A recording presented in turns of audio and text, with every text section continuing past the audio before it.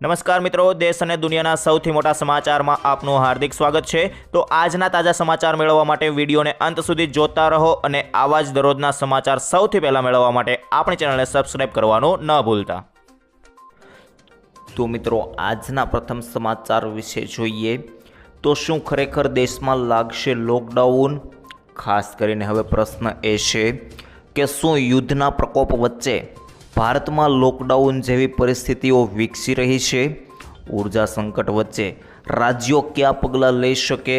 આ મુદ્દા પર નિષ્ણાતો દલીલ કરે છે કે આ આરોગ્ય સંકટ નથી, પરંતુ આર્થિક અને ઉર્જા સંકટ છે, તેથી સંપૂર્ણ લોકડાઉન જરૂરી નથી, તેને લક્ષિત પગલાં દ્વારા સંબોધિત કરી શકાય છે।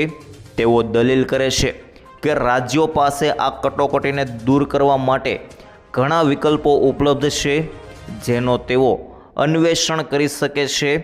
ઉર્જા સંકટનો સામનો કરવા માટેના પગલાં: આર્થિક નિષ્ણાતો કહે છે કે રાજ્ય સરકારો પેટ્રોલ અને ડીઝલ બચાવવા માટે ઘરેથી કામ કરવાના વિકલ્પો લાગુ કરી શકે છે। તેઓ સરકારી વિભાગોથી શરૂઆત કરી શકે છે અને ખાનગી ક્ષેત્રને પણ આ પ્રથા અપનાવવા માટે આગ્રહ કરી શકે છે। આ કરવા માટે તેમને જાહેર પરિવહન માળખાને મજબૂત બનાવવાની જરૂર પડશે, જે તેઓ સરળતાથી કરી શકે છે। આ રીતે તેલની અછત હોવા છતાં રાજ્યોના લોકો ટકી શકે છે।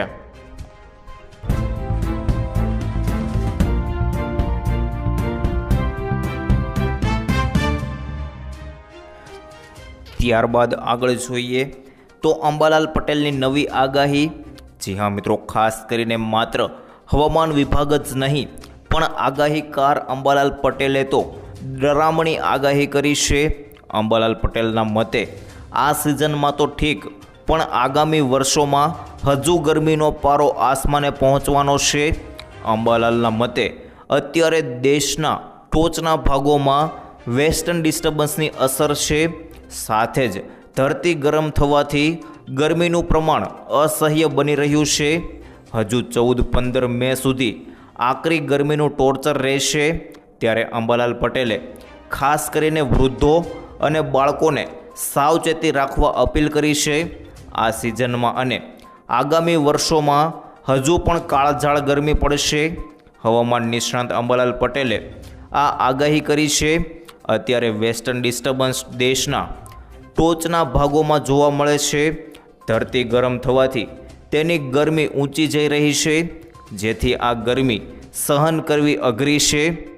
અંબાલાલ પટેલે વૃદ્ધો અને બાળકોને ખાસ સાચવવાની અપીલ કરી છે અને રાજ્યના મોટા ભાગના વિસ્તારમાં આકાશમાંથી અગનગોળા વરસતા હોય એવી સ્થિતિ થઈ શકે છે। 14-15 તારીખ સુધી આવી ગરમી રહી શકે છે।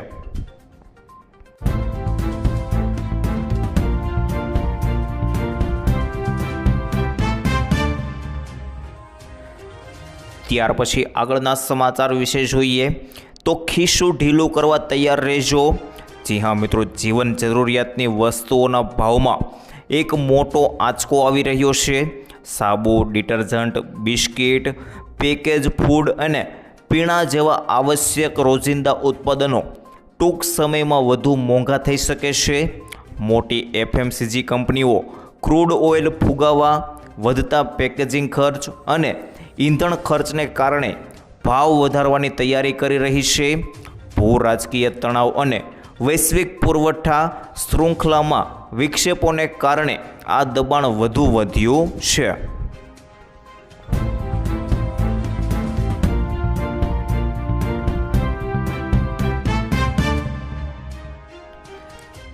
ત્યાર પછી આગળ જોઈએ તો સરકારની અપીલ: અફવાઓથી દૂર રહો। જી હા મિત્રો, ખાસ કરીને આ મામલે ભારત સરકારના પેટ્રોલિયમ સચિવ નીરજ મિત્તલે સ્થિતિ સ્પષ્ટ કરતા જણાવ્યું છે કે દુનિયાભરમાં ચાલી રહેલા યુદ્ધ અને તણાવના માહોલ વચ્ચે પણ ભારતની ઉર્જા સુરક્ષા એકદમ મજબૂત છે। તેમણે આંકડા આપતા કહ્યું કે હાલમાં દેશ પાસે 60 દિવસ ચાલે તેટલું ક્રૂડ ઓઇલ, 60 દિવસ ચાલે તેટલો નેચરલ ગેસ અને 45 દિવસ સુધી ચાલે તેટલો એલપીજીનો ભંડાર છે। તેમણે દેશવાસીઓને ખાતરી આપી છે કે ઈંધણનો સપ્લાય મર્યાદિત કરવાની સરકારની કોઈ જ યોજના નથી, તેથી કોઈએ ખોટા ગભરાટમાં આવીને પેટ્રોલ ડીઝલનો સંગ્રહ કરવાનું ટાળવું જોઈએ.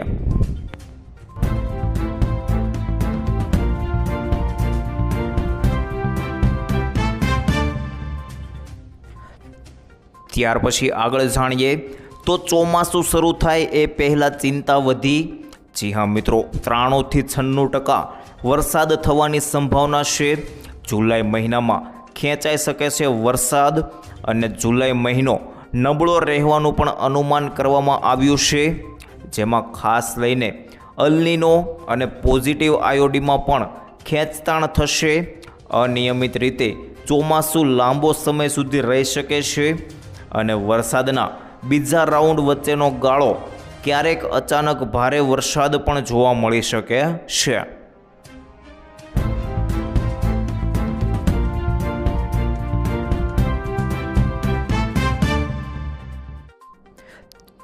ત્યારબાદ આગળના સમાચાર વિશે જોઈએ તો ગુજરાત આવવા જહાજ નીકળ્યું, પણ વચ્ચે શું થયું તેને લઈને જોઈએ તો રશિયાના પોર્ટોવાયા પ્લાન્ટથી નીકળ્યું હતું ટેન્કર. સૂત્રોના જણાવ્યા મુજબ ભારત પોતાની વધતી એનર્જી જરૂરિયાતોને પૂરી કરવા ઈચ્છે છે, પરંતુ અમેરિકી પ્રતિબંધોનો ભંગ ન થાય તેવું પણ ઈચ્છે છે, જેના કારણે ભારતે રશિયાના આ પ્રસ્તાવને ઠુકરાવ્યો છે. ભારતના આ વલણની અસર રશિયન ટેન્કર કુનપેંગ પર જોવા મળી રહી છે. આ જહાજ 1,38,200 ક્યુબિક મીટર ગેસ લઈને ગુજરાતના દહેજ ટર્મિનલ તરફ આગળ વધી રહ્યું હતું. આ ટેન્કર રશિયાના પોર્ટોવાયા એલએનજી પ્લાન્ટથી નીકળ્યું હતું, જેના પર અમેરિકા તરફથી પ્રતિબંધ લદાયેલો છે. ત્યારબાદ મિત્રો ખાસ કરીને જોઈએ તો સિંગાપુર પાસે મધદરિયે ફસાયેલું છે ટેન્કર, જેના રિપોર્ટ્સમાં જણાવવામાં આવ્યું છે કે ભારત તરફથી ખેપને સ્વીકારવામાં ન આવતા આ જહાજ માલ ઉતારી શક્યું નથી, જેમાં LSEG ટ્રેકિંગ ડેટાથી માલુમ પડે છે કે ટેન્કર સિંગાપુરના દરિયાઈ વિસ્તારમાં ઊભું છે. ભારત અમેરિકી પ્રતિબંધને લઈને ખૂબ સતર્ક છે. બીજી બાજુ ચીન ખુલ્લેઆમ રશિયા પાસેથી બંને પ્રકારના ગેસ ખરીદી રહ્યું છે. ભારત હજુ પણ રશિયા પાસેથી એક ગેસ ખરીદવા માટે તૈયાર છે, જેના પર પ્રતિબંધ નથી, પરંતુ એવા ગેસનો મોટો હિસ્સો પહેલેથી જ યુરોપિયન દેશોના નામે બુક થઈ ચૂક્યો છે.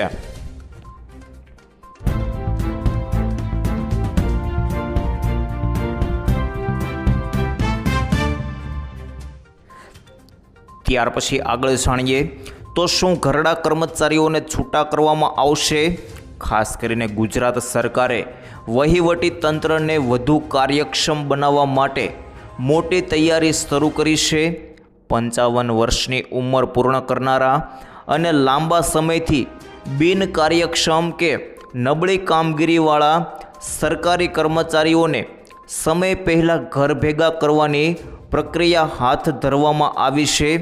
હિસાબ અને તિજોરી નિયામક કચેરી દ્વારા જારી કરાયેલા તાજા પરિપત્ર અનુસાર તમામ વિભાગો પાસેથી આવા કર્મચારીઓની વિગતવાર યાદી મંગાવવામાં આવી છે.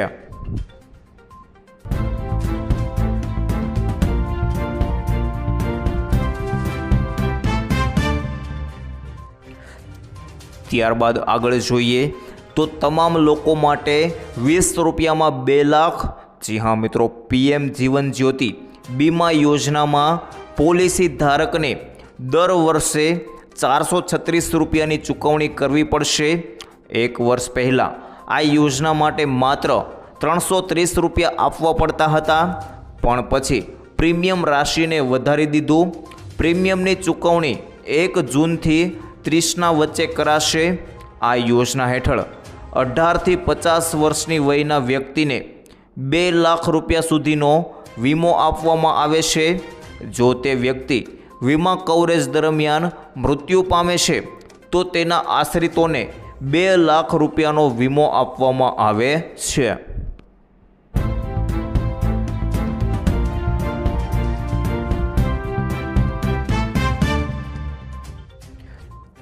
ત્યાર પછી આગળ જોઈએ તો પિતાએ દેવું કરીને ભણાવ્યા, ખાસ કરીને મિત્રો પેપર લીક અને પરીક્ષા રદ થતાં દેશમાં ભારે હોબાળો। ગુજરાતમાં 85,000 વિદ્યાર્થીઓએ આ પરીક્ષા આપી હતી। વિદ્યાર્થીઓ અને વાલીઓ ભારે માનસિક તણાવનો સામનો કરી રહ્યા છે। પરીક્ષા રદ થવાના કારણે 22 લાખ વિદ્યાર્થીઓની માનસિકતા પર ગંભીર અસર થશે। વિદ્યાર્થીઓને તૈયારી માટે ઓછામાં ઓછો 1 મહિનાનો સમય આપવામાં આવે તેવી માંગ કરવામાં આવી છે। અને મિત્રો ખાસ કરીને નીટ એક્ઝામ કોન્ટ્રોવર્સીને લઈને દેશની સૌથી મોટી મેડિકલ પ્રવેશ પરીક્ષા નીટને લઈને હાલ સમગ્ર દેશમાં ભારે હોબાળો મચી રહ્યો છે।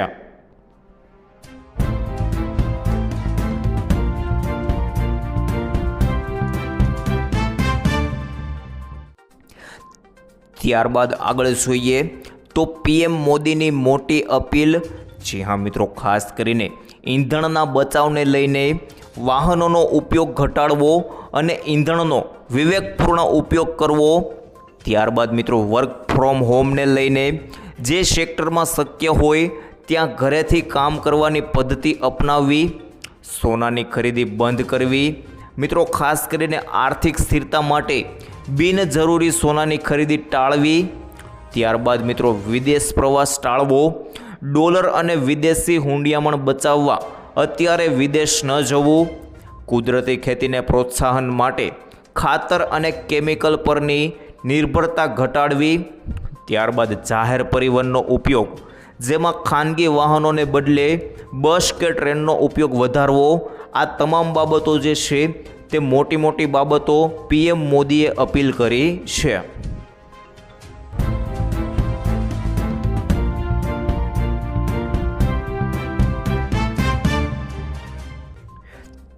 ત્યારબાદ આગળ જોઈએ તો હવાઈ ભાડામાં તોતિંગ વધારો।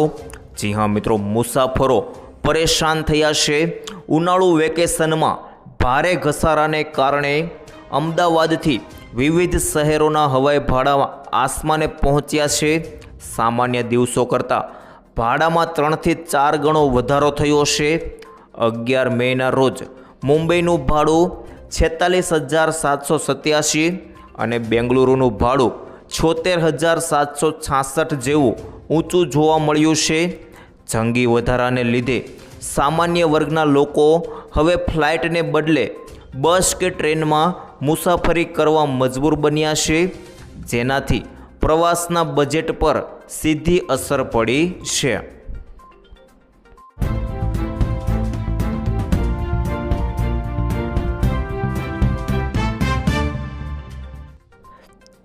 ત્યારબાદ આગળ જોઈએ તો મોદીજી મોટું નિવેદન।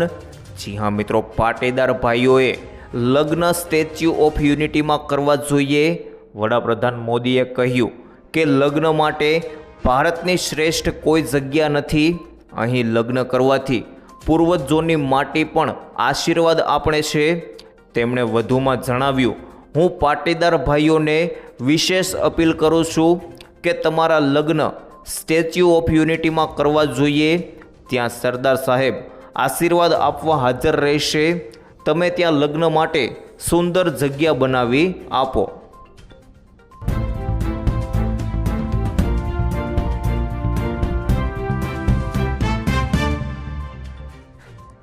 ત્યારબાદ આગળ જોઈએ તો ઇન્કમ ટેક્સ રિટર્ન નવો ફેરફાર। જી હા મિત્રો, ઇન્કમ ટેક્સ રિટર્ન કરવાના નિયમો બદલાઈ ગયા છે, જેમાં ઇન્કમ ટેક્સ વિભાગે નાણાકીય વર્ષ 2025-26 માટે નવા આઈટીઆર ફોર્મ જારી કર્યા છે। આ વખતે ડિસ્ક્લોઝર નિયમોને કડક બનાવવામાં આવ્યા છે।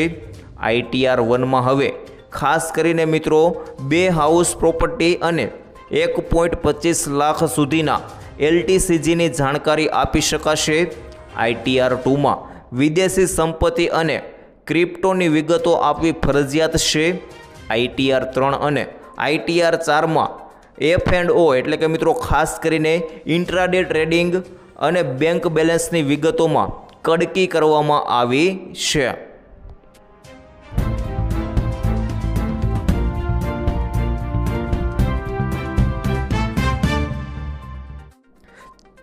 ત્યારબાદ આગળ જોઈએ તો ગરબા રમવા કે વાંચવું.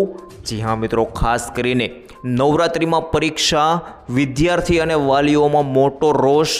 ગુજરાત બોર્ડના શૈક્ષણિક કેલેન્ડર મુજબ ધોરણ 9થી 12ની પ્રથમ પરીક્ષા 22 ઓક્ટોબરથી શરૂ થશે, જે નવરાત્રિના માત્ર 2 દિવસ બાદ છે. આ નિર્ણયથી વિદ્યાર્થીઓ અને વાલીઓમાં ભારે નારાજગી છે. શિક્ષણ મંત્રીને રજૂઆત કરાઈ છે કે રાત્રિના તહેવારને કારણે વાંચન શક્ય નથી, તેથી પરીક્ષા 10 દિવસ વહેલી અથવા મોડી રાખવી. ધોરણ 9 અને 11ની વાર્ષિક પરીક્ષાઓ માર્ચમાં યોજાવા માંગણી કરવામાં આવી છે.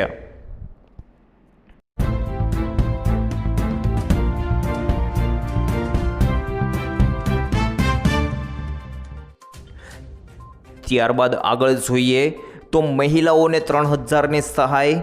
જી હા મિત્રો, અન્નપૂર્ણા ભંડાર યોજના હેઠળ મહિલાઓના બેંક ખાતામાં 1 જૂનથી 3000 રૂપિયાની આર્થિક સહાય આપવામાં આવશે. રાજ્ય સરકારના એક અધિકારીએ સોમવારના રોજ આ જાણકારી આપી હતી.